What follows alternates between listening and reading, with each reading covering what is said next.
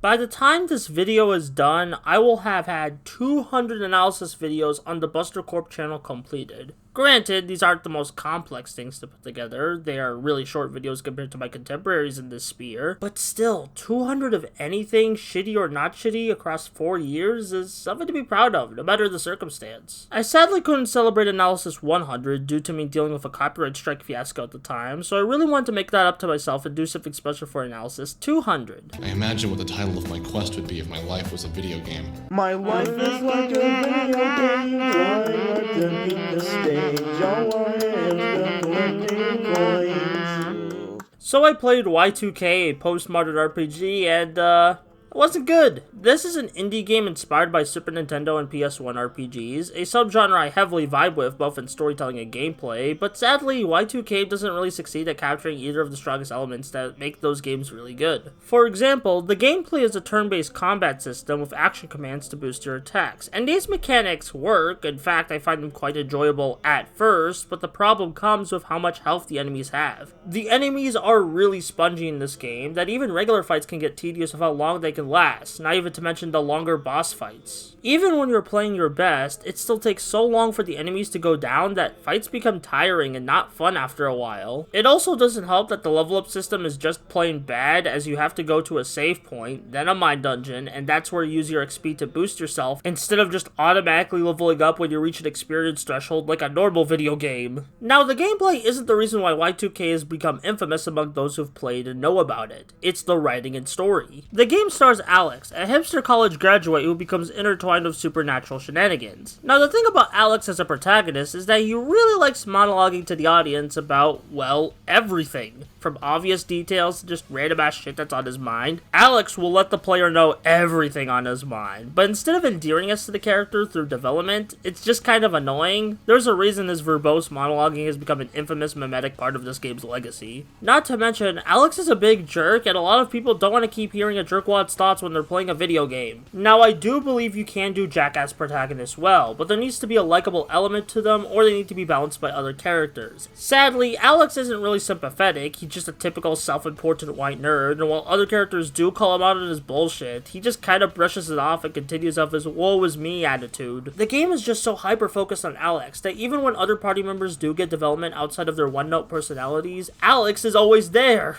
I get that Alex is the main character of the story, but then I must wonder, why make a party-based RPG of the first place if the story isn't about the rest of the party? From its contemporary setting to its character writing, Y2K seems to be heavily inspired by the Earthbound and Persona franchises. Those are also party-based RPGs, but they work because they either let their characters have their moments, or are more focused on taking the player on a whimsical adventure. Even in Persona's case, where you do social links to help the characters grow, the main character is a player-insert silent protagonist, not an egotistical yapper. This isn't even mentioning the general failings of the game's writing, like undercutting earnest emotional moments with some snarky comment or reference because they are so insecure about the moment landing. Also, a part of the story revolves around referencing an actual death of a real human being, which is very questionable, especially because Alex is in love with this character, so, it's fine to be inspired by real life for your stories, but handle these subjects with tact, especially if they revolve around dead people you never met. The sad part about Y2K's writing is that I can see a version of this game that works if I tunnel vision individual ideas. Like, having an RPG revolve around a bunch of young adults struggling with their newfound thoughts and responsibilities is a neat concept for an indie RPG, and there's bits and pieces of earnest writing in between the snark and nerdy references, mainly with Rory. Man's just grieving his dead sister, even having a really powerful scene of Alex where he opens up about it, but it's all undercut by the option to have Alex kiss him because it's Y2K postmodern RPG, we need to get quirky with it. By the way, shout out to Rory's voice actor and fellow Tokusatsu fan, Yuri of Wind. He does a great job with this material and is one of the big names I think of when I think of my early YouTube watching days. Back to Y2K, the developers are attempting to redeem the game through the Y2K 4.0 update, and my thoughts on this endeavor are as follows.